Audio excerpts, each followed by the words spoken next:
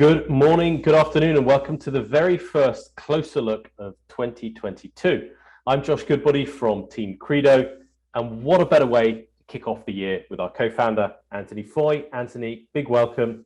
How are you doing? Hey Josh, thanks a lot for having me. It's good to be here, and yeah, privileged to be the first one in 2022. Indeed, yeah, we haven't done this in a while, so our bad for not having done more of these. But I think we did this at least 6 months ago, so a long time has passed since then. A hell of a lot has happened. We're certainly not going to be foolish enough to try and recap every single event that's happened over the last 6 months or so. But let's talk about the Series A, because it is fresh in everyone's mind. Last Friday, that was the 4th of February, we announced the completion of our Series A. We raised $80 million across a primary and a secondary round. Why don't you tell us a little bit about how the round went, who participated in it, and how you felt everything went?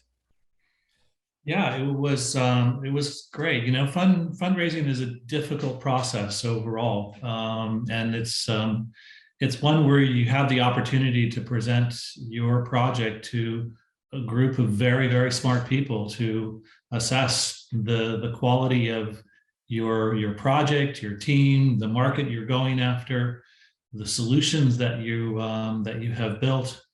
And it's been great. There's just so much energy around what we're doing. We took a bet very early on a very different approach to solving a multi-billion-dollar problem in the crypto market. And people have really kind of taken to it. We have been completely oversubscribed in our Series A. We've continued to bring on board a really healthy mix of both financial investors and strategic investors that are going to be building on the platform that we've built. And I think it's just validation, continuing validation of the project and the market and the team. This kind of caps a very intensive 12-month period over which we've raised just north of 120 million. So it really an exceptional ride. Yeah, no, absolutely. It's been a hell of a ride, and it feels like we've kind of been on a fundraising roller coaster a little bit. And it's just been so fascinating to see everybody's feedback on everything that we've built. And some of the names that have joined us on this journey has been just so hugely encouraging. And as you say, this cocktail of strategic and financial investors is something that we've very much been focused on since the very beginning of the fundraising journey. Who's coming in on this Series A that you're super pleased to be working with and getting on board? Well, I'm just so excited that we have attracted really what I consider an entirely new class of investor in this market. And 10T has led the round. 10T, the entire team, is just so well known, so experienced, and brings such a wealth of of the background to the market from traditional marketplaces into crypto. And as the lead, they have also brought in their tow a number of really high quality investors as well. So we've had Kingsway, who have come into the round as a financial investor, Golden Tree Asset Management, Hoff, and I'm particularly pleased that we've seen a number of our existing investors who have continued to follow on. Tokentus, investor out of Germany, who's been a long-time supporter. Coinbase Ventures has also doubled down on their investment. And we've brought in as we have in all of our funding rounds, we've brought in this mix of strategic investors. And in this round, we've brought in a anchor through Terraform Labs. We've brought in Ave Labs as well. And I would actually say that the Golden Tree team, with all of the investments that they're making and all of the activities they have going across, actually straddles both a strategic and financial investor. So just spectacular lineup that we've been able, and I'm really looking forward in particular to working with the 10T team. Yeah, I think what's been amazing about having all of these new investors come in is just this wealth of ideas and energy that they've brought to the table. So opening doors up, getting us in front of some of their network, brainstorming with us about some of the amazing things that we can do with the technology, and it's just the very beginning of that. And it feels to me a little bit like another validation of that bet that you and Brian made at the very beginning of this journey, that fundamental bet that, you know, decentralized infrastructure is the future. And what we've been doing over the last couple of years is building the foundations for that future. Now that those foundations are built, in your mind, what are the priorities going forward? What, from a company perspective, what are the things that you want to see us all focusing on? We, as you said, we took a really quite a contrarian view when we set out to build this platform. We looked at the marketplace and saw that here were these assets that were being centralized, effectively creating a replication of an existing financial model where you had to trust somebody in order to hold your assets. And the fundamental hypothesis that we built this all around was that we had to figure out a way in order to bring the principles of decentralization to the storage, security, and the custody of digital assets. And in doing that, it not only we're able to offer a much higher level of security and operational resilience around those assets, both for the retail and the highly complex institutional participants, but it also allowed us to be able to address another really difficult issue, which is how do you provide interoperability between multiple asset types across multiple chains and multiple asset classes.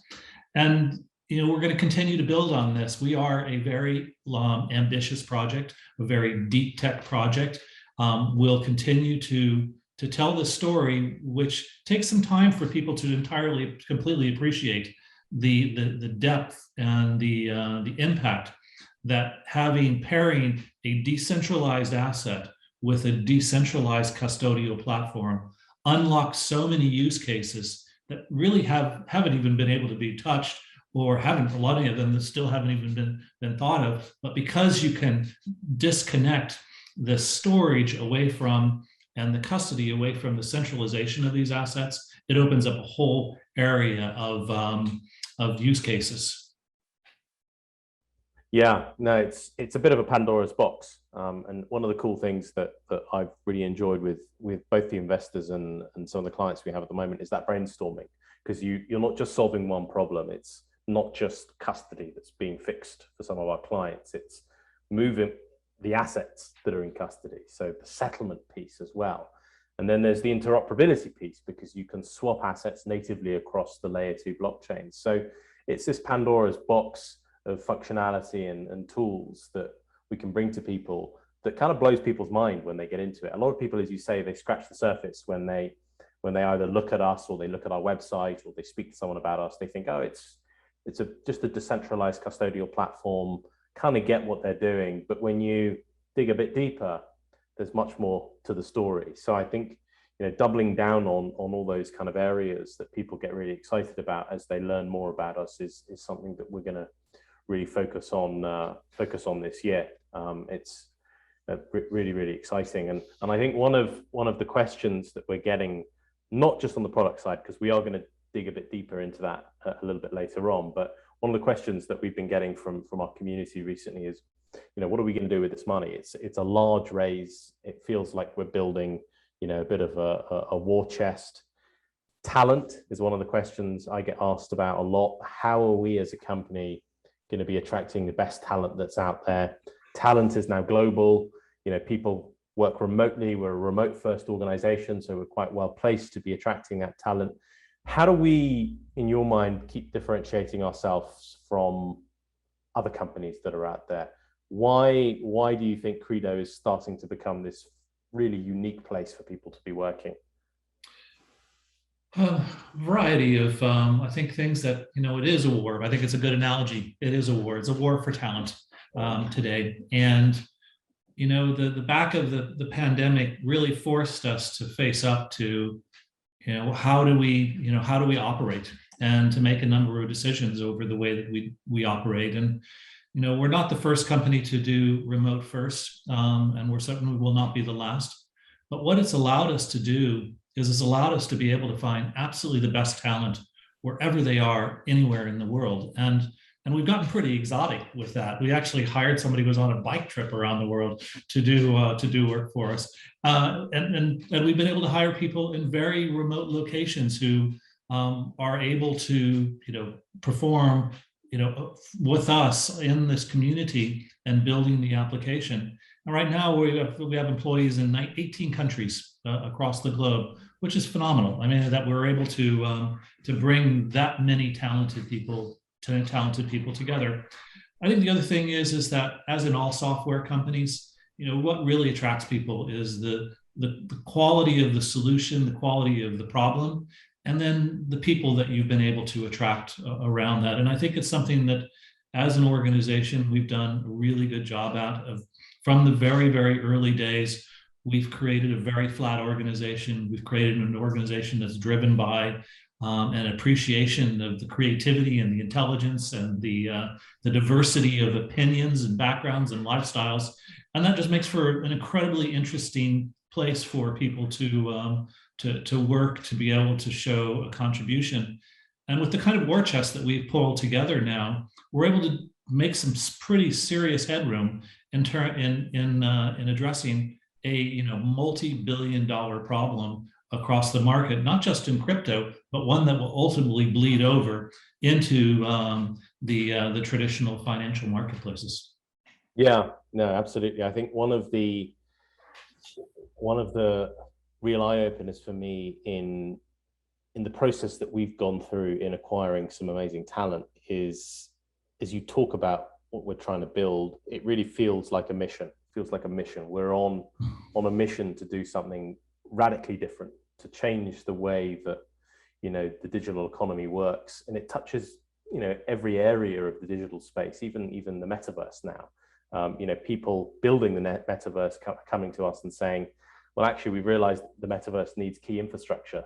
People need to be able to hold their assets securely to pay for digital real estate or pay for digital art or whatever it might be. So it starts to become something that moves from a niche infrastructure solution that it may have been a couple of years ago to being probably the most important infrastructure piece within the digital economy at this moment. And people are seeing that. So it feels like a mission, and people start to get very excited about that. And I think that for me has been one of the lasting impressions that I've come away with when speaking to people at some of these amazing companies that have done such a great job of building massively successful businesses.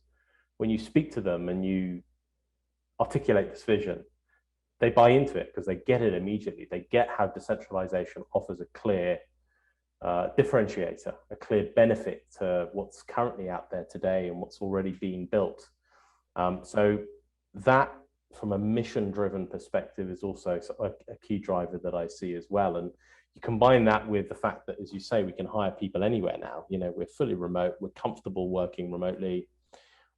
We get people together when humanly possible, when we can actually do that in a safe way. But until then, people work together extremely well wherever they are. And as you say, you can accommodate all of these different character types and personalities. And with that comes this amazing diversity of opinion and experience. And that just is in leaps and bounds in the company. And it's been really great to see that develop over the last 6 months. I think that it's also, again, just the quality of investors that we've been able to bring on board. It just validates not only the financial investors, which are obviously really important and can open up a lot of doors for us and really help to kind of refine the offering, but it's the strategic investors, the ones who saw the story, saw the vision, saw the potential, and are actually, our pipeline is made up of our investors who are building on our application. And that's just so incredibly gratifying that, we could basically build for a year just satisfying our core investors. And that's remarkable. It really is remarkable that the vision is just resonating. And I think it's it's resonating because of those early bets that we made. One, we thought that the native crypto infrastructure wasn't going to scale in order to be able to satisfy the needs. We took an early bet and took a very strong belief that traditional finance would be entering into the marketplace, and that the infrastructure just didn't exist for them to come in, for them to achieve the levels of capital efficiency they need, governance, control, privacy, etc. And we also knew that regulators were going to become a key constituent, a key stakeholder in the market overall. And if you look at where we've ended up at as an infrastructure player, a critical infrastructure player, is we sit at the nexus of these three powerful trends that are shaping and will shape this marketplace over the next 20 to 50 years, and having the backing of organizations that will also be around for that time is incredibly powerful. It puts a lot of wind in our sails. Yeah, no, it definitely does. And what's been quite eye-opening when we speak to some of these other blockchain protocols is the willingness to work with us, because what I think what a lot of people in the community see is this tribalism. So you're in one camp or you're in the other camp, but actually you zoom out a bit and I think there's this movement towards interoperability and cooperation. And for us, that's manifested itself in having, in this Series A, folks like, as you said, the Avalanche team investing in us, the Terra team investing in us to help bring interoperability and cross-chain solutions to their markets, as well as, give institutional investors the tools they need to be able to hold and enter those markets with confidence. So that's been really encouraging, that we're building with folks that are so strategically important within the space. And as you say, we're going to be here in 50 years, they're going to be here in 50 years, and together we're able to build something that really meets as many needs as possible across the market. And in a way, this all boils down to decentralization, doesn't it? It's the fundamental bet that we made. But for folks watching this today, and they might not have seen some of our previous videos, they might not, know a huge amount about why we've built what we've built. In your mind, why does decentralization matter? Why wouldn't we just build, a simple centralized custodial and settlement network? It runs on a nice database, simple, easy to use. Why in your mind is decentralization so powerful? Yeah, I get it when people look at, a centralized solution. It looks familiar, it looks comfortable, it looks like an old pair of slippers that you just, kind of walk into, and, it looks familiar to everything else that you've been doing. But you have to, we also have to recognize that when there is a new evolution in technology, that it requires new ways of looking at things, new ways of operating. And that's what we bring, is this decentralization. And the fundamental premise of the decentralization is that you trust the math. You trust you don't have to trust any individual. You can disintermediate these trusted parties in the middle, and the custody has to be done in exactly the same way. And by taking this approach to the security, storage, and custody of these digital assets, as an individual, I can have control over my own assets with my own governance. I nominate the people that I want to have control over the movement. Qredo has no involvement other than maintaining the network, keeping the network up and running, which is a decentralized architecture. There's no reason, it is not a counterparty in the transactions at all. But because of the way we've designed this, we've designed it to be incredibly flexible, all the way from the simplest self-custody implementation, all the way to the most sophisticated organization that has follow-the-sun custodial procedures, that has multiple policies around different levels within an organization. And they could still set that up all under the control of their own organization, nominating third parties to be able to do that, all outside of Qredo not being a counterparty within those transactions. And that's just bringing the power of decentralization to the custody and settlement of digital assets. And we just believe that is a natural evolution of the marketplace, that decentralized assets require decentralized services to be able to realize their full potential. Yeah, the growth of the industry has been hugely encouraging to watch over the last couple of years. But alongside that, the risk of centralized custody, it needs de-risking, because at this point it's too big to fail. You know, we're seeing a number of solutions, whether they're retail apps, whether they're exchanges, whether they're some kind of wallet platform, all underpinned by a couple of fundamentally centralized solutions. And that in a way is really worrying, because, you know, traditional finance has many flaws. You know, I'm not here to defend traditional finance, but one thing that finance has had time to do is learn some lessons from the past and figure out ways to move risk across the entire either life cycle of a trade or life cycle of a sector. And that risk has been, you know, divvied up and put in different places. So custodians will hold some assets. Clearing firms that trade on exchanges will hold some assets. There's a central clearing house that acts as kind of the counterparty of last resort. You've got these kind of buffers built in. But in crypto, and this is one of the benefits as well as one of the flaws, in crypto, you've got these large parties that do absolutely everything. So exchanges, in many cases, are some of the largest custodians of assets, and that simply doesn't exist in any other sector. So this whole too big to fail mentality is starting to become a problem in crypto, and people are realizing that. We're seeing regulators wake up to that. How that manifests itself in the future, we don't know yet. Will a regulator in a large jurisdiction turn around and say, we think that all exchanges cannot custody client assets, there needs to be a clear delineation in duties?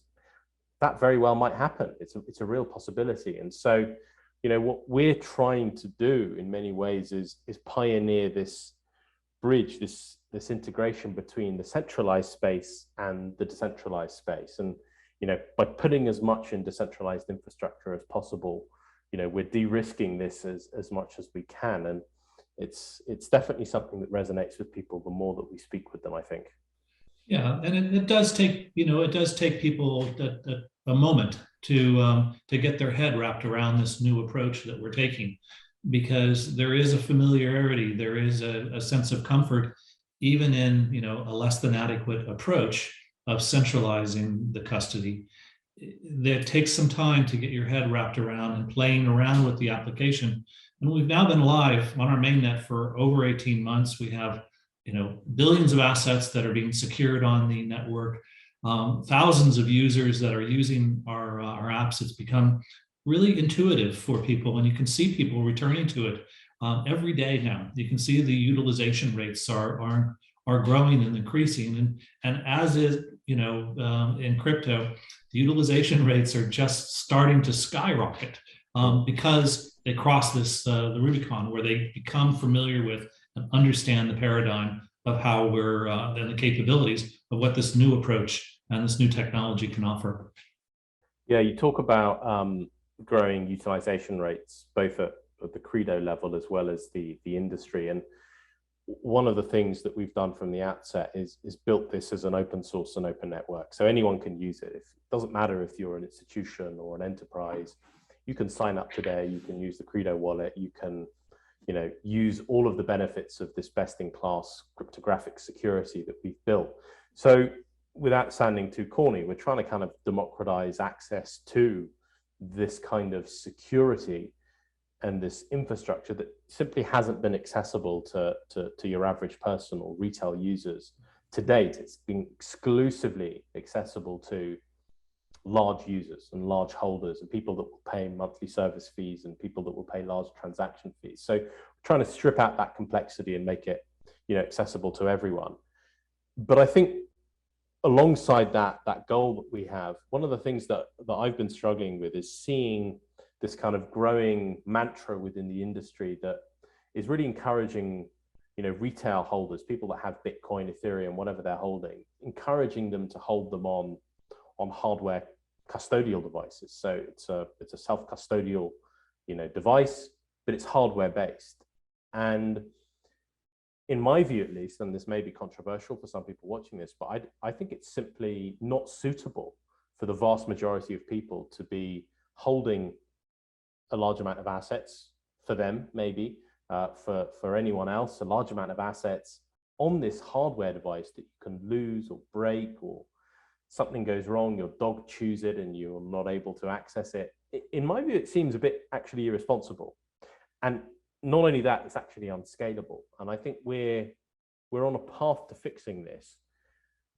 But that path, in a way, comes with us taking that battle head on and saying, yes, hardware security is great for some, but for your majority of users, my parents, for example, I certainly wouldn't encourage them to hold their Bitcoin on a hardware device, because it's just not something that is a particularly safe way for them to be holding their assets in a way that's, ultimately secure and something that they can't lose. So we have a battle on our hands, I feel, and that battle in some cases is taking the fight to other retail custodial solutions, self-custodial solutions that are out there on the market, and saying there is a better way. We built it, and this is how you use it. Yeah, no, I mean, it is kind of all philosophically builds on our approach to this, which is an open source, open network. And, so many of the vendors that are out there on the market, you don't have access. You don't know what's going on behind the scenes. You don't know what's going on under the wrappers. There may be some, kind of closed audit that has taken place, but you really don't know. And it's this whole idea of having to trust these vendors that are providing these solutions. And we think that, across the board, the beauty of open source and open network is that you don't have to trust us. Look at our code. Have it reviewed yourself, have it reviewed by a third party. You can see the quality, and we'll continue to build on that ethos of the way that we're building this, because we want people to build applications over our platform. And I think that it's correct that, a single point of failure within any system is not a good idea, particularly when it comes to protecting money. And that's what fundamentally, a hardware wallet is. It's a single point of failure. Obviously there are mechanisms and you can use them in order to back it up and have multiple backups, but there are lots of different points of failure. It's still a single point of failure within the security of those assets.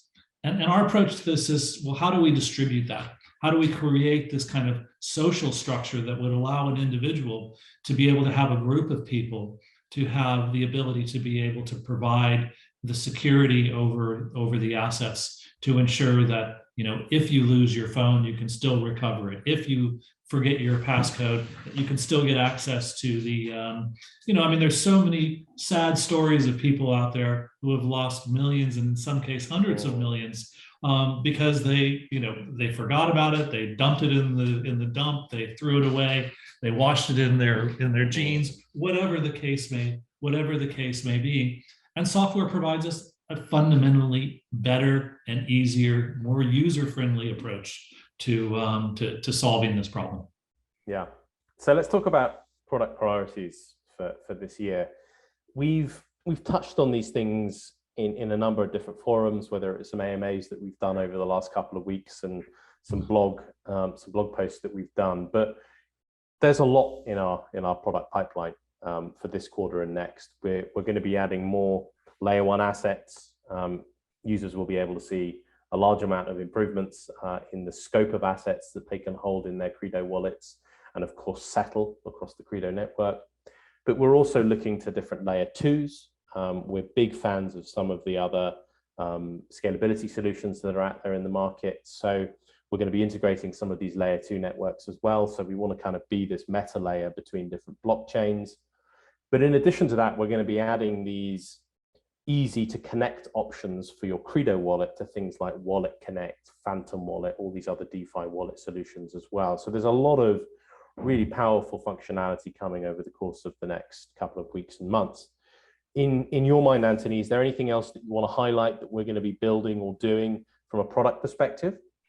Well, I'm just, continuing to be, really excited by the partnership that we have with MetaMask Institutional, and it just demonstrates the power and the capability that we have to allow institutional users to be able to play in DeFi without sacrificing institutional governance and custodial control over those assets, which is incredibly powerful, And we'll continue to focus on that. Our kind of internal mantra is security and performance is number one, bar anything else. That is what we focus on. And we'll continue to build out the resilience and the scalability and the performance of the network. But as you already mentioned, the number of layer ones that we'll be announcing over the course of the next number of weeks throughout the year, we'll continue to roll out new layer ones, new layer twos, new assets that we're supporting, but also looking at expanding that support into the variety of NTFs that are available across the market. And I also it would be remiss not to mention the work that we're doing with the government of El Salvador, with the Banco Hipotecario. It's just so incredibly gratifying to see that our application has now gone through all of the steps in order to be able to provide a solution that's recognized by the Central Bank of El Salvador. And I really hope to see that the success of this application is going to replicate into other governments and, around the world. And we're seeing a growing pipeline of countries that are seriously considering recognizing Bitcoin as legal tender within, and they have this issue. How are they going to secure this in a way that's flexible, performant, and secure, providing them a layer of governance over those assets? Yeah, big theme for this year. We're going to see lots more states joining the brave pioneers of Bitcoinization. So very, very exciting. Okay, so Anthony, we're reaching the end for today. So thank you for joining, and thanks to all of you for watching and listening in with us today. We would, as always, love to hear from you. So do please follow us on Twitter and Telegram. Our handle on both of these is @Qredo Network. So do join us and do chip into the conversation. Thanks for joining again, and we'll see you next time. Thanks so much. Bye-bye.